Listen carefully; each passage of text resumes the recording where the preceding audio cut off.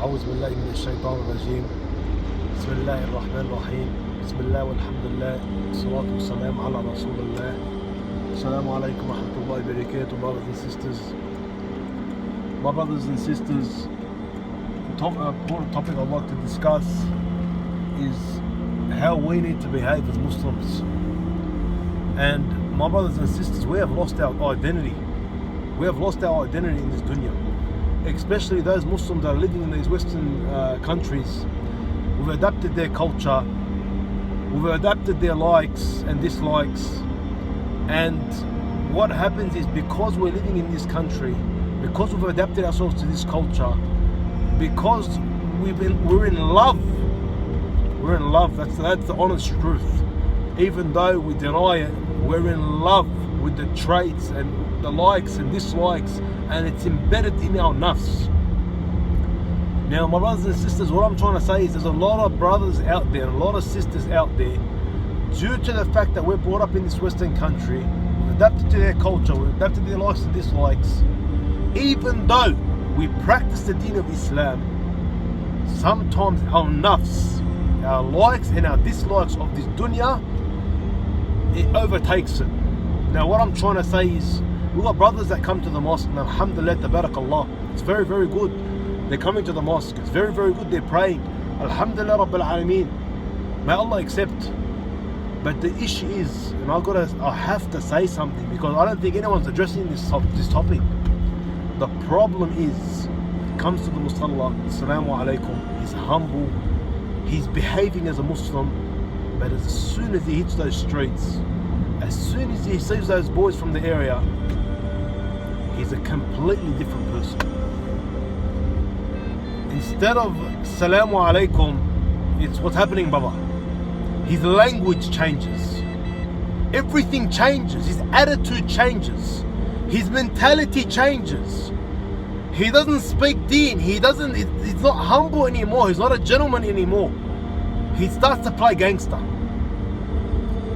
And we glorify this today. We glorify this today. Even though we say, brother, you know what, I don't like people like this, and I'm a Muslim, I'm practicing the deen, I can't stand the brothers that do this, and may Allah guide them. Deep down in our hearts, we still glorify this behavior, and we still behave this way in front of certain people.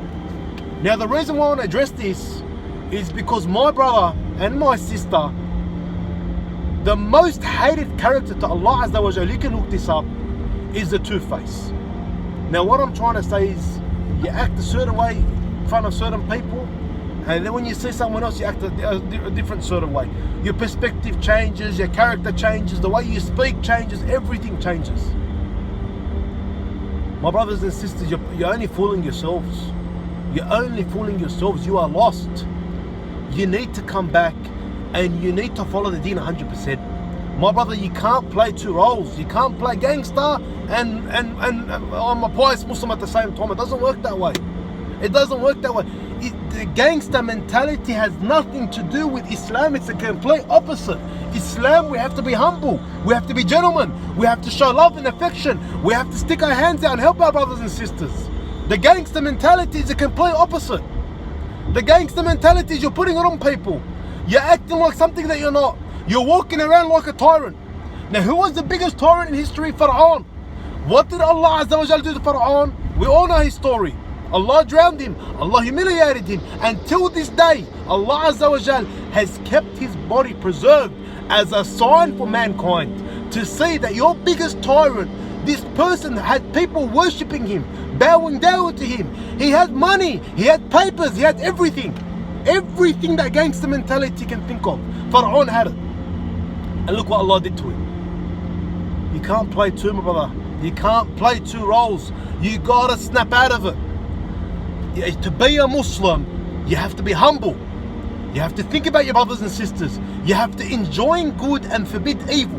What the gangster mentality is, he enjoys evil and he forbids good. That's the truth.